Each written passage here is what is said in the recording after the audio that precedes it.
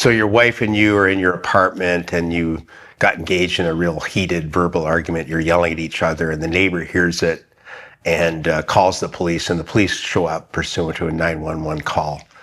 And all of a sudden they're interviewing both of you, and your wife says that you pushed her into the wall. You say that your wife pushed you first.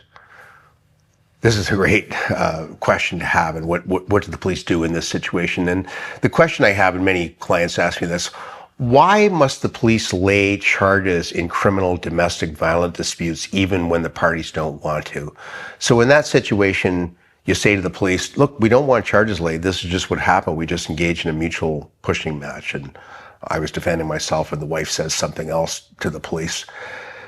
What goes on in Ontario and Canada in this? Well, it all harkens back to what used to go on before the 80s. Before the 80s, police would show up, and if people didn't want charges laid, they often wouldn't lay it, and it led to a lot of problems. And the Crown and the government changed their policies slowly but surely across Canada throughout the 80s, and including in Ontario, so that when the police show up at a domestic dispute and they have reasonable and probable grounds to believe an assault or a threat occurred, they are mandatorily required by their policies to lay a charge. If they show up and they get grounds for arrest, they're going to lay a charge. As simple as that. And sometimes it's a dual charge if they can't sort it out, if one party's saying the other. I see a lot of husbands and wives charged, which is a complicated situation. And this policy has been put in place for valid reasons, because a lot of times before this, what was happening was, they wouldn't lay a charge and someone would wind up dead that very night or time later without, protecting the public. So a crime is not just a crime against a victim, a crime against society. So this is the policy in Ontario. It's been strengthened over the years. And the policy, even beyond that, is that the victim, even if the victim recants and takes away their statement later, the Crowns still tend to go ahead with the prosecutions. The Crowns are not supposed to withdraw a charge, a domestic violence charge for assault or threat or harassment charge, for example, unless there's no reasonable prospect of conviction. So they push the charge ahead, even in the face of the complainant not wanting to proceed.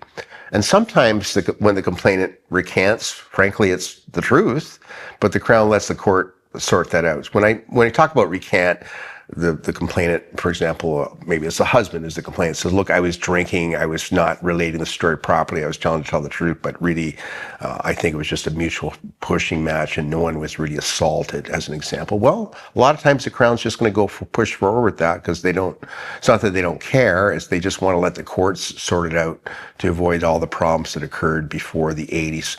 So that's the mandatory policy in the province, not only for the police to show up and lay a charge, but for the Crown to proceed with the charge unless there's no reasonable prospect of conviction.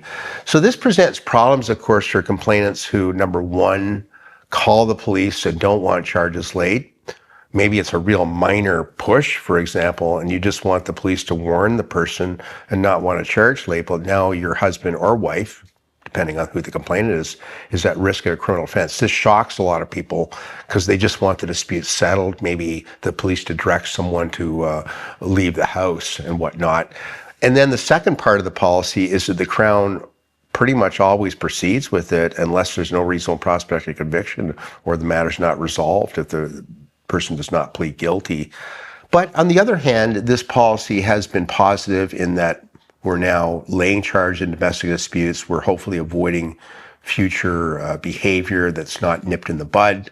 And we're protecting vulnerable victims, both husbands and wives, because let's face it, there's many women who are also charged. By the way, the predominant number of domestic violence incidents are obviously men against women. But believe me, I've represented many women over the years as well on domestic violence charges. The violence is perpetrated by women as well. So the mandatory policy, it's strengthened, it's very stringent. Know that when someone shows up at your house pursuant to complaint, there's likely to be a charge laid. I can tell you this, here's one of the problems with the policy. Even when the police show up at the house and they have their doubts about whether there's really reasonable grounds, they tend to err on the side of the caution. They might say, I've seen this many, many times. Like, I've done hundreds of these cases over the years, and I've seen many cases where the officer subjectively said to himself, I don't really believe this man that he was assaulted by the woman, but I'm going to lay the charge anyway. You know, I'm not going to stick my neck out. I'm just going to follow the policy, and I'll swear in my notes that it's reasonable probable grounds. I've seen that often because sometimes the police can't sort it out. I mean, if the police show up at a scene and they don't have reasonable probable grounds that there's an offense, they shouldn't lay a charge. But the policy tends to cause them to err on the side of the caution and just lay a charge and say, look, I'm not getting myself in trouble. Someone made a complaint. I don't believe the woman or I don't believe the man. I'm just going ahead anyway. They're not supposed to. If a police officer shows up at a scene and they don't have objective, that's what a reasonable person would think, and subjective, what they think that an assault occurred or there was a threat, they should not lay a charge, but they often do.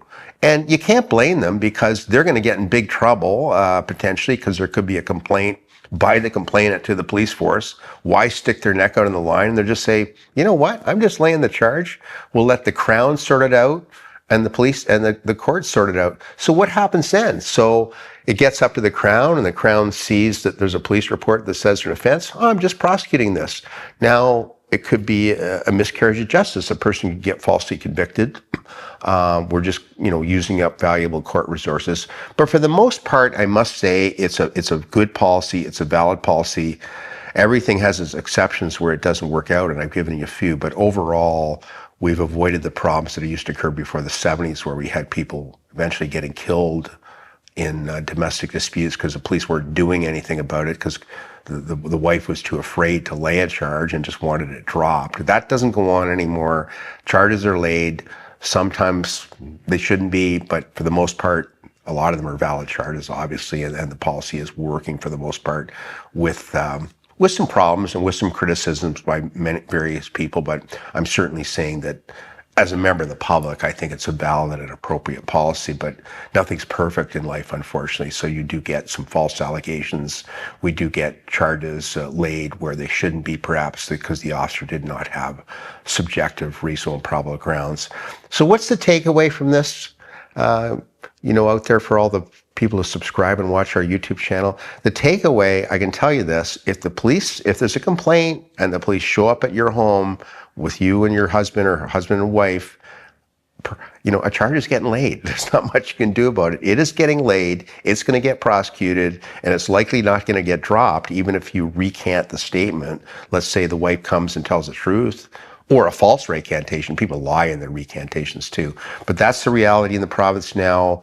Most people think it's a good policy. Obviously, it has a few loopholes that are not working out as well. But as I mentioned, nothing's perfect in life.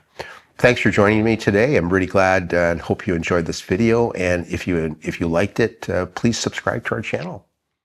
Thank you for watching our video. We are absolutely committed to bringing you the best possible criminal and DUI educational videos.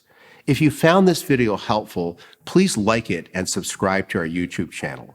If you've been charged with a criminal offense in Ontario and require our services, please click on the link in the description below.